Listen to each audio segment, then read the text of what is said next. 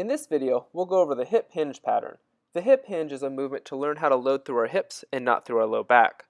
To begin, we'll be in a kneeling position with a dowel placed on our back in contact with the back of our head, in between our shoulder blades, and also on our tailbone. From the kneeling position, we'll extend our hips up while maintaining contact in all three of those areas with the dowel.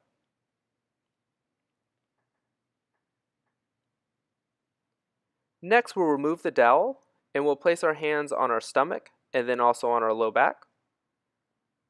And then we'll repeat the hip hinge movement. The purpose of placing our hands on our stomach and also on our low back is to make sure that we're not moving through the low back at all while performing the hip hinge.